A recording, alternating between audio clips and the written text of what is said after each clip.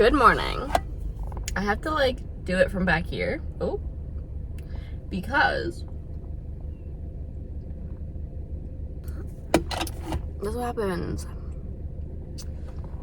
Anyways, if you do not know about me, Sandra Bullock is my idol and has been my idol since I was like 11, like something ridiculously stupid. I credit her for raising me. I watched all of her movies multiple times, too many times.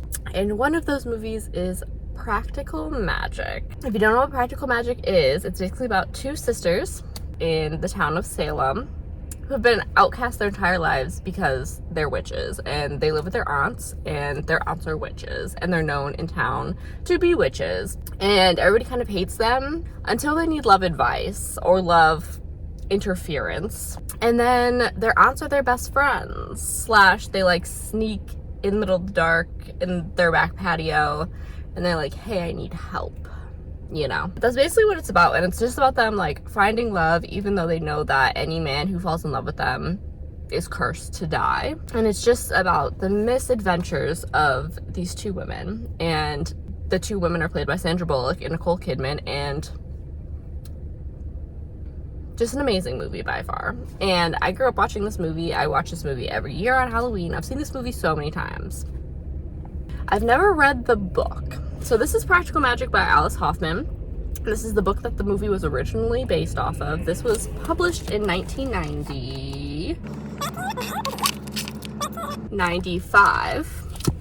And then the movie came out in 1998. We're just gonna have a what is better, the movie or the book? Where do they stand? How do they rank against each other? We always know that the book is better.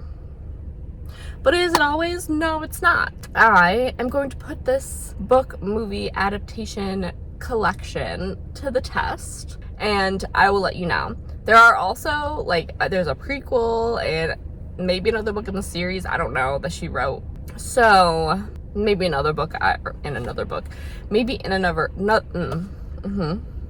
It is 7:51, I don't know if you could tell. I've also been looking at myself the whole time. Hopefully you didn't notice. I might read the other books that she has written in this world another time. We'll see. For another video, we will see. But for now, I'm going to read this book, let you know how I feel, let you know how it relates to the book, and if I like it, and you get the drift. It's movie versus book. Okay, cool. I'm gonna go read now. Hello. So I just hit page 85 in Practical Magic by Alice Hoffman. So far, versus the movie, all of the same characters are there, and like the basic plot so far is being set up the same. I'm almost halfway, so the groundwork has been laid, and I can see how the movie is really just a condensed version of this plot, I would say. But overall, same characters, same general feel, just more in depth, which is my favorite part of books, and that's usually how the book goes versus the movie. But like some of the locations are different, some of the sequence of events are different, certain aspects are different, but I would say definitely the movie takes all of the best parts of the book. There's nothing really in the movie that isn't a part of this book, which is good to know, and I'm happy that I'm reading it, and I think it's very interesting, and I'm having a great time. And I will check back in with you when I have more thoughts.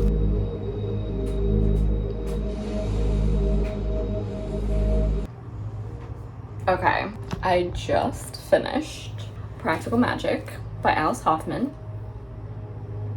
I have some things to talk about. I did thoroughly enjoy this, like as much as I did the movie, definitely. It's just as good as the movie. It has the same feel as the movie, same characters, but overall it was very different. Obviously, the movie is condensed. The movie is short, sweet, to the point, but I think I prefer the movie slightly, because I feel like the director and the people in charge of the movies took liberties with the story in order to make it more concise and entertaining. This book definitely dives down deeper into the family history. Some characters are more involved in this book than they are in the movie, and then some characters aren't as involved in the book as they are in the movies, and they're not as big of characters, I would say. But overall, I think that this is a very beautiful story about generations of women, how powerful women are, obviously it's about witches, but like,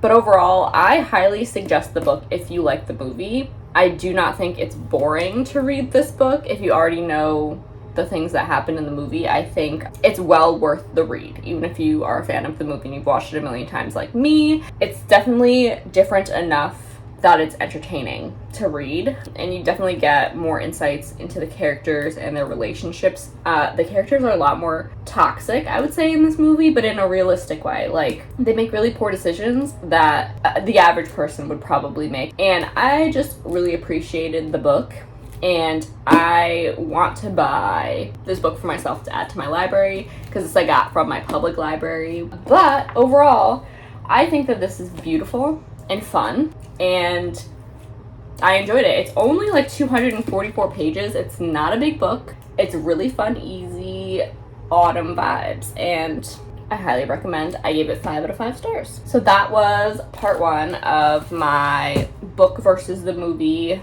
series that I want to start. We did Practical Magic. Let me know in the comments if there's any other book to movie adaptation you would like me to weigh in on and try out and see how I feel. Overall, I think the movie wins for Practical Magic, but the book is still really good. I really, really enjoyed it. But yeah, I hope you have a great week and you read some amazing books. Thanks for watching.